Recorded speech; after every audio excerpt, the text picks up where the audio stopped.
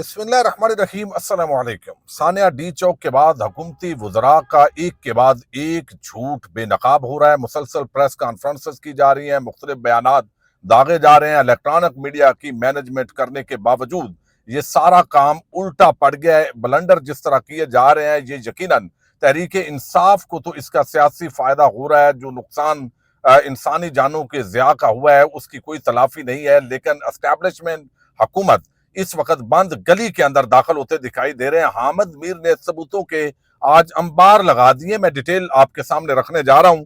دوسری طرف ایک سینئر سیاستدان نے ایک بڑا دعویٰ کیا ہے، اور دعویٰ یہ ہے کہ اسٹیبلشمنٹ عمران خان کے ساتھ درپردہ معاملات سیٹل کرنے کی کوشش کر رہی ہے۔ اس دعوے کے اندر کتنی صداقت ہے اس پہ بھی بات کریں گے۔ اب سوشل میڈیا کے اوپر جو عوام ہے وہ اپنے جذبات کا مسلسل اظہار کر رہی ہے، اور جب یہ اظہار کر رہی ہے تو یہ حکومت کے لیے اب ایک درد سر بنا ہوا ہے۔ کبھی یہ وی پی این لگا کے آپ کو سوشل میڈیا ایپس چلانے پڑتے ہیں، کبھی بغیر وی پی این کے بھی جو ہے وہ وی پی این کے باوجود نہیں چل رہے ہیں۔ اور اس وقت آپ دیکھ رہے ہیں کہ مختلف سوشل میڈیا ایپس جو ہے وہ اس وقت کافی ان کی خراب کارکردگی جاری ہے۔ اب ایک نیا قانون لایا جا رہا ہے، اور اس قانون کے ذریعے حکومت کیا اچیو کرنا چاہتی ہے، کس طرح زبان بندی کرنا چاہتی ہے پاکستانی قوم کی، اس کی کچھ خد و خال اس ویڈیو کے اندر میں نے آپ کے سامنے رکھنے ہیں۔ امید ہے ویڈیو آپ سماعت کریں گے اور ہمیشہ کی طرح اپنے قیمتی فیڈ بیک کے ذریعے اس فائر وال کو توڑنے میں مدد کریں گے جو اس چینل پر لگائی گئی ہے۔ ایک تو آپ دیکھ رہے ہیں جو کچھ ہوتا ہے آج کے دور کے اندر وہ چھپتا نہیں ہے۔ سوشل میڈیا ہے، ہر شخص کے پاس موبائل ہے، حتیٰ کہ ڈی چوک کے اوپر جس طرح بربریت اور ظلم کا مظاہرہ کیا گیا، جس طرح گولیوں کی تڑتڑاہٹ تھی، جس طرح شیلنگ ہوئی، جیسے انسانی جو جانیں ہیں ان کا ضیاع ہوا، وہ ساری معاملات جو ہے وہ کیمرے کی آنکھوں نے محفوظ کر لی، اور اب وہ باقاعدہ تحریک انصاف نے جو ہے وہ گوگل ڈرائیو پر وہ ثبوت جو اب تک سامنے آیا ہے، وہ سارے مسنگ پرسن، وہ ساری ڈیٹیل اب وہ لے کر آ گئے ہیں۔ اب اگرچہ جو حکومتی وزراء ہیں انسانیت سے گرے ہوئے اقدامات کر کے وہ اس وقت بلنڈر پر بلنڈر کر رہے ہیں، تو اب حکومت کو لگتا ہے کہ بھئی عوام کروڑوں عوام ہے، موبائل ہر ایک کے پاس ہے، ٹک ٹاک ہے، فیس بک ہے، یوٹیوب ہے، پھر انسٹاگرام ہے، دیگر جو سوشل میڈیا کے پلیٹ فارمز ہیں، تو یہاں پہ تو لوگوں نے ہماری واٹ لگائی ہوئی ہے۔ لوگ بتا رہے ہیں کہ یہ ظالم ہے، یہ کس طرح انہوں نے وحشت انگیزی کی ہے، کیسے نہتے پاکستانی جو ہے ان کے جمہوری اور آئینی حقوق کو پامال کیا ہے۔ یہ تو ہمارے سارا معاملہ الٹ پڑ گیا ہے۔ اب اس کو کور اپ کرنے کے لیے جو سارے اقدامات کیے گئے، وہ ساری کوششوں کے باوجود، حالانکہ الیکٹرانک میڈیا اس وقت سیٹھوں کا میڈیا حکومت اور جو طاقتور حلقے ہیں ان کی مٹھی کے اندر ہے، جو ان کو کہا جاتا ہے وہ چند اینکرز وہ چابی والے کھلونے بن کر بڑا گھنونا کردار ادا کر رہے ہیں۔ اور پی ٹی آئی کے اندر سے بھی جو بہت سارے لوگ ہیں، اس میں شیر افضل مروت اور دیگر لوگ ہیں، علی محمد خان اور باقی، وہ اب یہ بحث جو ہے وہ بڑی ہوشیاری کے ساتھ لائی جا رہی ہے کہ بھائی ڈی چوک پر جانا نہیں چاہیے تھا، سنگجانی میں ہوتے تو یہ نہ ہوتا۔ وہ بھائی جہاں بھی ہونا، ڈی چوک پر اگر یہ ہوا ہے تو کیوں ہوا ہے؟ سوال ایک ہی ہے کہ گولی کیوں چلائی ہے، کس کے حکم پر چلائی ہے؟ بات تو وہ ہے، اس کا جواب حکومت کے پاس بھی نہیں ہے۔ اور وہ سنگجانی کے اوپر کون کہتا ہے کہ گولی نہیں چلنی تھی؟ وہاں بھی چل سکتی تھی۔ تو بات یہ ہے کہ یہ بحث بڑی فضول ہے جو کی جا رہی ہے۔ اب یہ حکومت کو لگتا ہے کہ بھائی سوشل میڈیا کنٹرول کے اندر نہیں آ رہا، اگرچہ اربوں روپے کا نقصان ہو رہا ہے، لیکن چونکہ معیشت سنوارنا اس حکومت کی ترجیح نہیں ہے۔ سٹاک ایکسچینج کے جعلی اعداد و شمار اوپر نیچے کر کے لوگوں کو تاثر دیا جاتا ہے، حالانکہ عام آدمی کی زندگی پر اس کا کوئی ایفیکٹ نظر نہیں آ رہا۔ اب وفاقی حکومت نے سوشل میڈیا پر جھوٹی اور من گھڑت خبروں کی روک تھام کے لیے جو ہے پریونشن آف الیکٹرانک کرائمز پیکا قانون کے اندر مزید ترامیم کا فیصلہ کیا، اور اس حوالے سے ابتدائی ڈرافٹ بھی تیار کر لیا گیا۔ ذرائع دعویٰ کر رہے ہیں کہ ملکی اداروں اور کسی بھی فرد کے خلاف غلط خبر پھیلانے والے کو 3 سال قید اور 10 لاکھ روپے جرمانہ ہوگا۔ اب اس کا مقصد کیا ہے؟ مقصد یہ ہے کہ بھائی سرٹیفائیڈ جو رزلٹ جاری ہوئے یا جن لوگوں کے ثبوت آ گئے وہ ہیں 12۔ حکومت جو ہے وہ کہے گی کہ 3 بندے ہیں تو ان کا رزلٹ ہم نے جاری کیا ہے، باقیوں کا رزلٹ نہیں جاری ہوا، تو لہذا اگر آپ 12 کہیں گے بے شک وہ ریالٹی ہو تو حکومت کی نظروں کے اندر وہ فیک نیوز ہوگی۔ حکومت کے کسی بھی بلنڈر، بربریت، ظلم، انسانی حقوق کے پامالیوں کے خلاف جو بھی رپورٹ ہوگی تو اس کو یہی سمجھا جائے گا کہ یہ فیک نیوز ہے، ثابت کرو۔ اب 3 سال نہیں تو سزا ہے آپ کو، آپ کا سوشل میڈیا जो अकाउंट है वो खत्म किया जा सकता है। तो अब इस तरह के हथकंडों पर ये उतर आए हैं, चूंकि अवाम का खौफ अब इनको सोने भी नहीं दे रहा। ये समझते हैं कि डंडे के जोर पर पूरे मुल्क को ठीक किया जा सकता है। आले शरीफ इस वक्त इबरत का निशान बन चुकी है। पाकिस्तान और बैरून मुल्क के अंदर वो अवाम के अंदर जाने की पोजीशन में नहीं है, और वो समझते हैं कि हम सारा जो सियासत है वो ताकतवर हल्कों के इमा पर जो है वो कर लेंगे।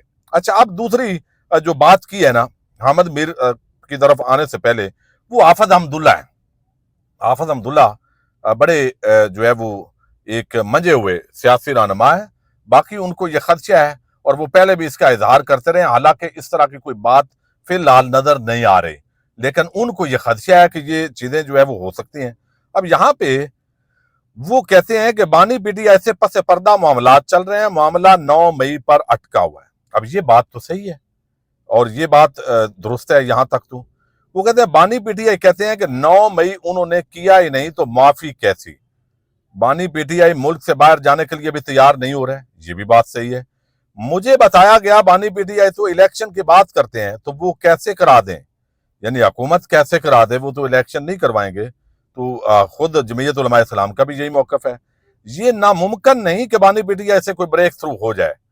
क्या जो ना करने का कहते थे नवाज शरीफ और पीपी ने इलेक्शन में वही कुछ किया जो ना करने का कहते थे। ना हुकूमत है, ना मैं उनके मैंडेट को तस्लीम करता हूं। हुकूमत ने मुद्दत पूरी की तो ये मुल्क के लिए तबाही का सामान होगा। फिर नूर आलम के हवाले से भी उन्होंने बात की, अगर वो JUI के अंदर है तो उनको डिसिप्लिन का ख्याल करना है। हालांकि वो तो JUI के अंदर है, लेकिन वो किसी और के बंदे हैं, ये सबको पता है।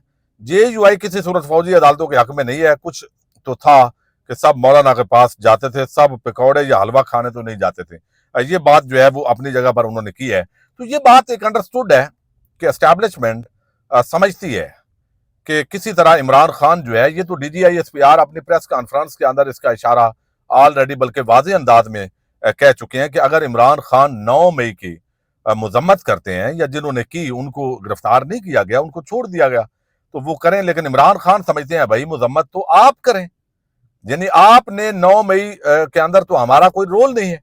सिक्योरिटी कहां गई, बहुत सारे ऐसे सवालात हैं जिनके जवाब आपने देने हैं। तो ये मामला यहाँ पे फेस सेविंग भी एस्टैब्लिशमेंट को इमरान खान नहीं दे रहे, ताकि तमाम तर सख्तियों के बावजूद, जेल में होने के बावजूद, रुकावटों के बावजूद इमरान खान जो है वो अपने मौके पर डटे हुए हैं। तो आज भी एस्टैब्लिशमेंट, ये एक रियलिटी है, वो बैक डोर जो है वो रास्ता चाहती है, लेकिन अगर मजम्मत कर ली जाए, लेकिन इमरान खान मजम्मत के लिए तैयार नहीं है। अब अहमद मीर जो है वो सहाफियों के अंदर, देखिए एक चंद सहाफी हैं जिनका इंटरनेशनली बड़ा इम्पैक्ट होता है। जब वो बात करते हैं, इख्तलाफ भी रहा हमें, और कई दफा वो दरमियान में बोंगी मारते हैं। अहमद मीर साहब जो है उनको कोई भी फौतशुदा बंदा वो मिलता है और वो आखिरी मुलाकात के अंदर कुछ उनको बातें कहता है, लेकिन फिर भी ये गनीमत है कि आज के दौर के अंदर जो मीडिया है उसको मैनेज कर लिया गया है। तो चंद सहाफी अगर गैर जानबदारी के साथ बात करते हैं तो उनको सराहना चाहिए। अहमद मीर जो है उन्होंने बताया है कि भाई D चौक पर लाशें गिरी हैं, मैं वहां पर गया हूं, वहां पर जो एक नौजवान है उसकी मैयत नहीं दी जा रही थी, और ये जो है वो कहते हैं कि उनको मैयत नहीं दी गई जो DG खान से जिनका ताल्लुक था, और वो बताया गया और उन्होंने ट्वीट भी किया था। और फिर आंसू गैस और शैलिंग और फायरिंग के दौरान बार बार मुझे वो शख्स पानी की बोतल पकड़ाता था ताकि मैं पानी के छींटों से आंखों की जलन कम कर सकूं। मैंने एक साथी से राब्ता किया जो आसानी से पिम्स में दाखिल हो सकता था, इसको शफीक की तस्वीर भेजी और पूछा ये शफीक लुंड है, क्या इस शख्स की डेड बॉडी पिम्स में मौजूद है। उस नौजवान साथी ने थोड़ी देर बाद मुझे शफीक समेत 3 अफराद की डेड बॉडीज की वीडियो भिजवा दी। अब वो कहते हैं वीडियोज जो है वो आ गई थी, और बताया कि इस शख्स का पूरा नाम शफीक खान लुंड है और ये डेरा गाजी खान से तहरीक इंसाफ के एहतजाज में शिरकत के लिए आया है। साथी ने बताया कि हॉस्पिटल में डेड बॉडी तो मौजूद है, लेकिन हॉस्पिटल का अमला डेड बॉडी की मौजूदगी से इनकारी है। यानी वो कहते हैं कि मेरा जो जरिया है उसने मुझे वीडियो भी भेज दी कि ये 3 बंदे जो है ये डेड बॉडीज पड़ी हुई हैं, लेकिन अस्पताल जो है और हुकूमत इसकी इनकारी है। तो और आपको क्या चाहिए। वजीर दाखिला मोहसिन नकवी ने दावा किया कि 26 नवंबर के क्रैकडाउन में तहरीक इंसाफ का कोई कारकुन भी जो है वो जान से नहीं गया। हुकूमत के वज़रा एक तरफ तो तहरीक इंसाफ को D चौक से दुम दबाकर भागने के ताने दे रहे थे, और दूसरी तरफ तहरीक इंसाफ के शहीद कारकुनों की लाशें छुपा रहे थे। 27 नवंबर को पिम्स और पोली क्लिनिक ने बाकायदा बयान जारी की और इन इत्तलात की तरदीद की कि दोनों हॉस्पिटल्स में 26 नवंबर की फायरिंग से किसी मरने वाले की लाश मौजूद है।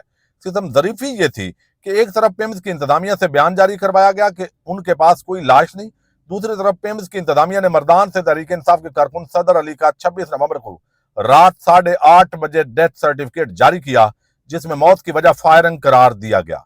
अच्छा, फिर वो कहते हैं कि 26 नवंबर को पोली क्लिनिक ने जब एबटाबाद से तहरीक इंसाफ के कारकुन मुबीन और औरंगजेब का डेथ सर्टिफिकेट जारी किया, जिसमें मौत की वजह गन शॉट लिखी गई, उसी हॉस्पिटल ने 26 नवंबर को मरी के अनीस केदार का डेथ सर्टिफिकेट भी जारी किया, जिसके मुताबिक वो गन शॉट से मारा गया। 26 नवंबर को तहरीक इंसाफ के इन तीनों कारकुनों के डेथ सर्टिफिकेट जारी करने वाले हॉस्पिटल ने 27 नवंबर को दावा किया कि उनके पास 26 नवंबर की फायरिंग के जख्मी तो आए, लेकिन किसी की मौत वाकई नहीं हुई। यानी हॉस्पिटल पर भी जो प्रेशर की बात की जा रही थी, अहमद मीर उस तरफ बात कर रहे हैं। फिर उन्होंने आगे सारी वो डिटेल्स लिखी और डिटेल्स के अंदर वो बता रहे हैं कि मतीउल्लाह जान को भी इसीलिए गिरफ्तार किया गया कि वो उस पर काम कर रहे थे, और फिर जो झूठा मुकदमा उस पर बनाया गया, ये मजीद मामला है। फिर वो कहते हैं खैबर पख्तूनख्वा में किया गया, यानी वो कहते हैं कि पार्लियामेंट हाउस के सामने गैर मुसल्लह मुजाहिरीन पर गोलियां बरसाई जा सकती हैं, तो बलूचिस्तान और खैबर पख्तूनख्वा में क्या क्या मुजालम होते होंगे। हुकूमती वज़रा का कहना है कि तहरीक इंसाफ इंतशारी टोला है जिसने इस्लामाबाद पर हमला किया। रेंजर्स के 3 एहलकारों की हलाकत का इल्जाम तहरीक इंसाफ पर लगाया गया। इन तीनों एहलकारों की मौत भी अफसोसनाक है। ताहम सवाल यह है कि तहरीक इंसाफ के कारकुन तो गोलियों का शिकार हुए, लेकिन रेंजर्स वालों को गोलियां क्यों ना लगी। यकीनन मुजाहिरीन ने डंडे उठा रखे थे, उनके पास में गुलेलें भी देखी, उन्होंने पुलिस पर पथराव भी किया, लेकिन मैंने किसी के पास आतिशी असला नहीं देखा। इस्लामाबाद के जिना एवेन्यू पर बहुत से कैमरे नस्ब हैं, इन कैमरों को मुजाहिरीन के हाथों में बंदूकें क्यों नजर नहीं आई। जो यानी ये जो दावा है ना कि उनके पास बंदूकें थी और आईजी इस्लामाबाद ने सारा पेश कर दिया, इसको भी उन्होंने रद्द किया है। फिर वो कहते हैं जो गलती तहरीक इंसाफ ने 9 मई 2013 को की थी, वही गलती हुकूमत ने 26 नवंबर 2024 को कर दी। 9 मई वालों का एहतसाब मौजूदा हुकूमत कर रही है, 26 नवंबर 2024 का हिसाब आज नहीं तो कल जरूर होगा। 26 नवंबर के क्रैकडाउन का सबसे ज्यादा फायदा रियासत दुश्मन कलअदम तंजीमों को हुआ। सोशल मीडिया पर इन तंजीमों के बयानिए को पदिराई मिलने लगी। हुक्मरान हमें स्टॉक मार्केट की तेजी पर खुश होने की तलकीन फरमा रहे हैं। स्टॉक मार्केट के ऊपर नीचे होने से आम आदमी को कोई फर्क नहीं पड़ता। अगर स्टॉक मार्केट में तेजी से हुकूमत इतनी मुतमईन होती तो फिर इस्लामाबाद में लाशों को छुपाती और ना एक सहाफी पर झूठा मुकदमा बनाती। इसका मतलब है कि उन्होंने फिर कहा कि ये जो लाशें हैं ये आपने छुपाई है, जिसका एक उन्होंने मैयत का जिक्र भी किया कि तीसरे दिन जाके उनको ये मैयत दी गई। लाशें छुपाने वाली हुकूमत ने जमहूरियत को एक जिंदा लाश बना दिया है। तारीख ये बताती है कि जमहूरियत के नाम पर आमरीयत ज्यादा देर कायम नहीं रह सकती। हमें सिर्फ सोगवाराने जमहूरियत नहीं बनना, बल्कि इस जमहूरियत को मरने से बचाना है। जमहूरियत ना बची तो पाकिस्तान का बचना भी मुश्किल है। ये पूरी आज का जो कालम है वो बड़ा आम है। अहमद मीर का सोगवाराने जमहूरियत, यानी वो बता रहे हैं कि जमहूरियत इस वक्त जो है वो दम तोड़ गई है और इसको बचाना पड़ेगा। हुकूमत ने किस तरह ये सारा खतरनाक खेल खेला है, लेकिन ये खेल बहुत खतरनाक हद तक हुकूमत के गले पड़ गया है और अब उनके हिसाब का जो वक्त है अब वो करीब है। पाकिस्तान जिंदाबाद।